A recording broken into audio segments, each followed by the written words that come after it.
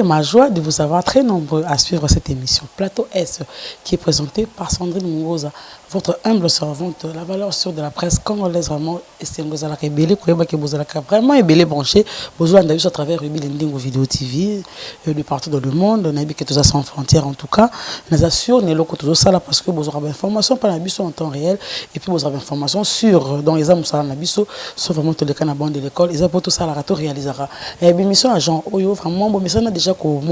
que na présenter émission na chaîne Oyo mettre qui na ba facette mususu tout ça on a pour la mini chronique musicale tout ça la art tout ça la comédien et les lopes tenir longue mususu vraiment avant que na kenimba on va monter merci beaucoup à mon équipe technique merci beaucoup à Jean du Bicom derrière la caméra son la lumière assurée parier et à la montage là je vois déjà mon cordon JCB6 ça motopam bambo tebele bisika bozali maman José Botou maman à moi maman Vérombi bambo tebele bisika bozwa mi vraiment wana moni libota mobimba ya Ruby Lending Vidéo TV bambote na bino bisika bozami toza wana lelo na kati ya découverte ya commune ya Matonge to beta na lisolo ya Matonge hein voilà na yebike bana Matonge nyoso boza vraiment connecté ba rolanda émission oyo bana Matonge ni sont général Matonge 1 Matonge 2 ba rolanda vraiment histoire et puis mon toi ça déjà papa koko nanga to oncle nanga on se retrouver vraiment na kati émission parce que toujours qui source quelque part na otanga kombonissima source oyo mutu tout okolanda émission oyo azamona Matonge azala jamais dessus mais na vandi sana noir bato no surtout Rolanda émission ya lelo wana moni déjà pasi kisangi na noisi le sec bambote belé na yo aninga liema ma Vérombi na Clichy sous bois Doli Malonga na mairie de Clichy ya Porto lema na Clichy sous bois Solange Ngongo na Paris et ainsi que Belibela monsieur le préfet notre partenaire officiel bambote na bino bisika bozominga naza vraiment na venu pause précisément naza na sima mosquée oyo déjà makambeze belé les cas na bambule belé surtout bote monsieur na série 80 to assista ki na ngoté to zala ki pété mais to zui information na moto no surtout za ressortissant o asala combo na commune na Matona commune ya Kalamu précisément na quartier Matonge ayebi o totanga à partir déjà ya pause o to imprimerie de la cité non c'est en génoir as de la biso image on doit balancer à chaque fois on entend combo ya isika oyo histoire ezali imprimé avec ezali qui flat moko munene bande ko plutôt ba soda bazako vanda wana ba officier ezali qui flat moko munene melelo eza o ezali élection makambe belé ba agence comme wana mais à l'époque ezalaki flash moko boye ba super bande ko bazaki loger wana surtout le ngwana to koti na kati impose to moni mosquée o biso longa na kuti mosquée lelo mais mosquée nezaka signé d'impose na tango kala mwana impose nyonso wa yebi sika gère des it masera vraiment azako vanda eza vraiment en plein pose bisika opena makambe banda même pose Matonge yango moko e bandi na kombo ya fui selon ndenge na zuba source na bato babota awa ba yebi litonge otoliaka mwa ozaka mwa ngai wana ndi litonge comme ya munene comme Matonge ba pesa ko Matonge et puis à l'époque bandaka na mwanda te pour lelo toyebi ke to banda na zwao to yena mwanda to bina sende kombo na zaka à l'époque Hermès to ba kombo kaka ya ba belge donc on a se retrouvé dans une minute yo do ba kombo zaka ka ya ba belge kaka donc sende zaka à l'époque Hermès kombo ya un certain belge moko bona époque wana sende bandaka à partir wana ndi mutuma Matonge banda ndeto yo kita mateba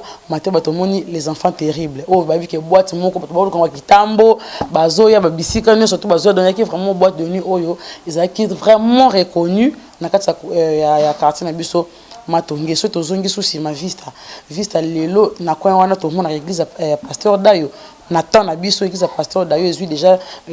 presque moitié ya avenue Vista et côté na wenze ya Gombari o tozana wenza muke di osa muke akati pona obimela na mosquée je sais que bana Matonge ba se retrouver place wana mais tozoma muke ba image par rapport kaka ya mboka ndeza raso bozo ba image za vraiment mystique mais to ça de notre mieux pour bozo ne fils kata image ya muke ya bisika o tozotanga wana to monde déjà papika ke na kwembe kaza west africain mais kombo le ko etanga mabimela pe wana donc to tanga na passage na ye ya vie donc moi to bimeli sikoyo couloir to bengi lelo couloir madianko comme ezaki couloir madianko côté à l'époque ezaki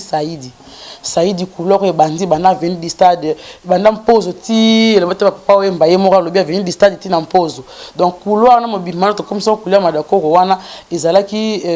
avenue Saïdi kombo to yebaki Saïdi à partir à wana nde papa mbabimisi pe molokai wana oyo abengaki Masimanimba Osho, donc M comme Masimanimba, O comme Osho et L comme Lokola, Maka comme Kandakanda et I à la fin comme India. Donc yango na bengaki Moloka mais ayebi que moi tonge uta va venir du stade na mpose ayemo na banzembo. Asa déjà moko pe ya icône ya mboko watika biso mais asa vraiment moto pe a évolué to na matonge. Donc ba basé belé oyo ba évolué na matonge ba kombo eza tellement ebelé mais nazo ki source et pas ya ndeko na biso papa na biso moko na pesa kinga source. Abaki vraiment so na otanga kombo na ye et kozala bien so na tangi kombo na ye te ya osepela te wana moni papa Jean-Louis Bondela. Émission oyo koleka vraiment na groupe ya bana matonge na bana kine na groupe bana pozo na biki papa Louis Bondela l'assistant personnel de l'État Pambo Tebele pas papa na biso histoire aussi na venu pas solo papa rebelle te ba vis à vis to biso ba tebele en tout cas biso na artiste awa ba tante na ngai vraiment basketteuse, une ancienne basketteuse mokili ebi petit poisson longanza aza pe ressortissante ya matonge bat basé belé vraiment abe koko pe lisusu aza pe moi na pe kaka ya India donc moi na penda baza bato yo mokili yebi kamuzuna kingo ebende en même temps donc babima pe kaka awa mabozaki vraiment belé ba vis-à-vis tolobi Jakarta Winza Jakarta to moi image que je sais pas ce qui vraiment to za na problème te pour na kozo image par rapport yande marambi comme apera na mboka bocha mo caméra boye bozu sous problème Winza Jakarta à l'époque ezalaki to na foyer na biso foyer ezalaki wana foyer social poste pe ezalaki wana na avenue du stade donc wakambo ya kake belé puis piscine pe lisusu ezalaki Raphaël na 20 mai au bazo benga quartier Imo Congo je crois comme mon ngo wana piscine mo na kati bana matonge bazo kinde kosoko na kati wana et koyeba nanu déjà que kombo ya matonge otana litonge moi ça m'a étonné parce que babiloko ngana yoka na ngai te na yeba pe kutute ba kombo bimi kuna ba kombo kala kala et bimi mais en tout cas nazaki vraiment ému ya ko yoka makambo wana voilà et ça linga plaisir koyeba que grand oncle nanga pe azalaka judoka moko azako bunda pe na kati ba carrefour na ba imka wana plutôt na imka donc il pense que grand judoka wana moni maître Kamimba ya Henri bazako bengi keke les soit disant donc histoire na lelo et ça linga plaisir ko bimisa moi batu na famille pe bongo donc to moni sou miska bazaki kacho ya mwasi ozako se défendre makasa malheureusement pe à son amatika biso azapi mona pe ya matonge et tomoni Albert Petit donc tout bengi son excellence Albert Petit azaki vice-ministre ya finance na mboka na kata ya mboka na biso pe kaka mais azapi ka ressortissant ya matonge ba Al Pacino to tanga ki riva Kalimasi Mungali to zipe ko lela pe à son âme ye na ni na matonge de bon to ba Saint Joseph kuna auti ko tika biso ye pe azaki wana ressortissant pe kaka ya matonge donc ezamba place ebele ba vis-à-vis de to tanga ngwana ba bekatef pe lisusu bekatef ezaki mort na Pascal te bi ke mort pe lisusu ezaki na matonge bando sumba ba charcuterie ba pâtisserie ba gâteau ba nini bilo to zo le kawana bana bazo sepela na to pe sur na place na biso stratégie ko eza place Victoire hein place des artistes eza pekaka na kati matonge mais ce qui to bengi koto yo matonge 1 na ngambu à partir déjà ya Mwanda oleki sendwe opusaniti okomi avenue du stade opusaniti na prince ya Victoire toza wana matonge 1 matonge de bandi kota ba Pati Pacheko bariva Kalimasi na ngambu kuna ba intermatonge eza kuna ba la crèche ezali donc do surtout neza vraiment na kati ya mboka ya matonge donc voilà na kati ba maître totangi comme ba judoka cholo donc judoka mo kombo cholo totangi déjà miska ba donc ba te belé ba utaki ba bimi vraiment wana ils ont ba footballeur mususu papa di makamizile ba mbote belé na Masimanimba papa Adula Dudu azapeka mwana ya matonge donc to bimisa pe na ba te belé koto yonde zaka banda la bimisa fali papa ba bimisa wenge biso beto za ba grand prêtre na biso ba bimela awa sur temps déjà ba maître Kambaka muzuna wana déjà ça ba to batanga ma déjà makasi donc to koleka na ba place où esengeli puis une lisusu to zaki sur na place moko wana je sais pas si na zaka na kati matonge place moko zaki bana bando saka zaki na jolu juste on ngam na biso beka ya matonge boye zaki place mo melongwa et comme école to za na lycée matonge oza juste na pause au PKK na ndenga pongabi ti lelo eza lycée matonge toza lisusu na armée du salut école bato ebele batanga na armée du salut bato babima wana ebele nayebi ke tant tozotanga yango bato bareconnaître école wana eza surpose na ndenge ya 20 mai na ngambo mpenda ya 20 mai donc mpona lisusu eza baplace na biso stratégique oyo toyebi ezalaka na matongi vraiment marché na biso tolobi marché de Jakarta ti lelo tobayebaka batekaka kwanga biloko ya kokalinga eza nango kaka bongo ti lelo eloko échanger te mais bacarrefour nde babika bande ko héberger baorphelin bazaki à l'époque on a pensé à Belge pour les autres zobeta ils allaient sur la 80 et à 70 et à 60 non plus donc ils ont mais solo mon côté soit avant indépendance babiloko eleka kala air Belge bazalaki avant que to longola air mais c'était comme assez ndo eza biloko kala parce que maman so botama na ba série ba 40 ba 50 so bakuta bakomba mindele wana ezaki na donc voilà ba histoire penza ya ndinga kala oya yebi ke tamsu na tanga ke eloko mususu te na kati ya matonge osala toujours aussi na ba commentaire numéro na nga pezaka toujours affiché wana vraiment naza fier ya kobima na matonge commune moko et comme quartier moko bat balobaka trop que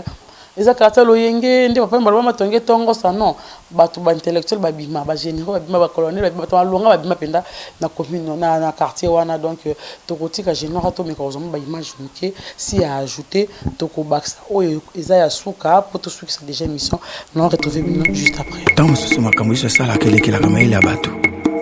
romona sokotali maloba même ya kolobezo zanga les autres n'arrivent au commissaire parce que des fois il n'y a pas de mots qui expriment réellement ce qu'il fait pour nous. Wow.